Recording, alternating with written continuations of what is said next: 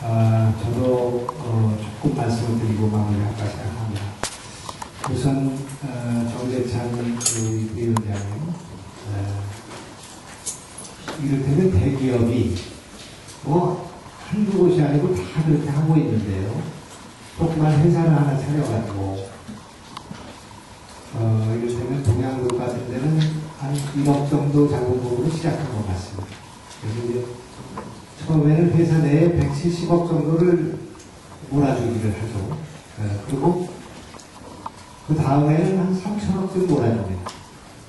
그래서 그 회사가 당연히 상장하고 시가총액이 수천억이 나가게 되는데, 몰아주기도 문제지만 그것이 재벌 회사의 개인 회사라는 데 문제가 있는 것 같습니다. 2세, 3세도 있습니다. 오늘 여기 참석하지 않으신 회장님들과도 관계된 회사가 되겠습니다만, 7살, 10살짜리들이 회사 조그만 회사 하나 차려가지고 처음에 수천억 되는 회사의 납품, 소모성을 해야 돼요. 이거 몰아주기 시작합니다.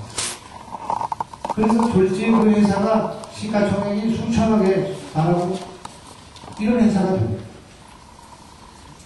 이렇게 됐을 때 이것이 내부 거래도 문제지만 이것이 불법, 편법, 상법의 문제 아니겠습니까? 그렇지 않습니까? 이것이 한두 군데가 아니라 전 회사에 걸쳐 있고 전 계열사에 전부 이를테면 삼성, LG 다 그렇게 되는 거 아니겠습니까? 삼성의 MRO에서 전 MRO라고 소모성 제재라고 해서 이게 무슨 공구 같은 거 납품하는 걸로 몇십억 정도 되는 회사인 줄 알았어요.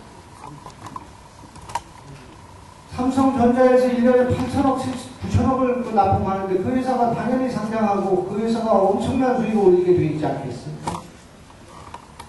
LG설건 2조 9천억입니다.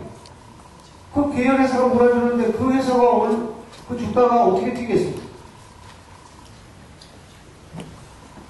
그래서 이것은 정말 국정감사감이라고 생각합니다. 국정조사감이라고 생각합니다. 이건 범죄고, 이것이 시장이 완전히 교란되고 있고, 공정거래는 작동이 안 되고 있고, 세금 시스템도 작동이 안 되고 있고, 정부는 이걸 방치하고 있고, 이런 상황이 아니겠습니까? 그래서 제가 여야 합의를 해보겠습니다만, 이거야말로 국정조사감이라고 생각합니다. 그래서 근본적으로 우리 생태계를 바꾸지 않으면 이건 어렵다고 생각합니다. 어떻게 생각하십니까? 이게 지금 범죄 행위 아닙니까? 이걸 규제할 수 있는 공정거래로 규제하거나 또는 이것이 편법, 탈법으로 이렇게 하는 2세들에게 이 재산이 수천억씩 몰려가고 7살, 10살짜리들한테 이 재산이 몰려가는데도 이것을 아무도 규제하지 못하는 이 시스템에 문제가 있는 거 아닙니까? 공정거래위원회 부위원장님 말씀해 주십시오. 저희가 분석 문제라든가 또는 문제 부당하게 몰아주기 이런 부분에 대해서는 지금 계속적으로 조사를 하고 있습니다.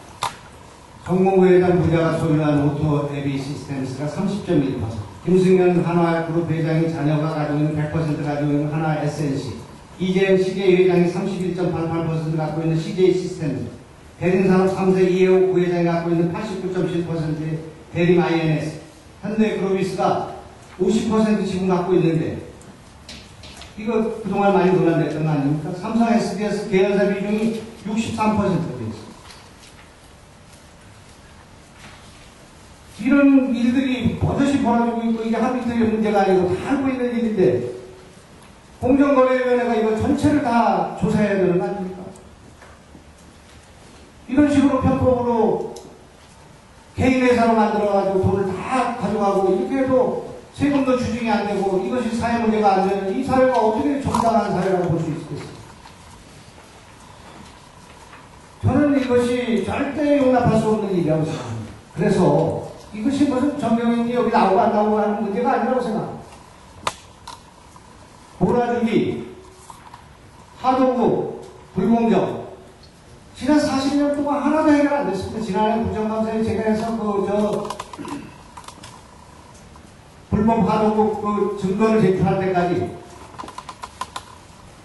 그래서 이 문제는 우리 국회가 나서지 않는 한 이것을 해결될 수 없다고 생각합니다. 공정거래위원회, 동반성장위원회가 해결할 수 있는 문제도 아니고, 지식경제부 장관이 이런 중요한 논의를 하는데 밥을 먹고 있습니다, 지금. 이런 자세를 가지고, 이분들이 다 현직에서 물러나면 대기업 가는 겁니다. 세무서에 국장한 분이 SK로부터 50억을 받았어요. 자문료로 50억을 받는 공무원으로 있다가 나가면 그렇게 되는 반 속에 그런 전반적으로 반행이 판치는 이런 나라에서 어떻게 이 문제를 극복할 수 있겠어요? 중소상인들, 중소기업들 어떻게 이걸 문제를 해결할 수 있겠어요? 저는 절대 이 문제는 양보할 수도 없고 타협할 수도 없고 제가 여기 이 자리에 일어난 직을 걸고 이 문제를 해결해야 되겠다고 생각합니다. 따라서 여야 의원들을 설득하고 해서 우리 상임위원회만 정신을 차려도 이 문제를 해결할 수 있다고 생각합니다. 청문회를 열어야 합니다. 여야가 청문회를 열어서 이건 여야가 없는 문제라고 생각합니다. 국회가 이 합의를 안 하면 국민 대통령이 되겠습니다. 또 여야 간사가 합의해 주신다면 청문회를 열겠습니다.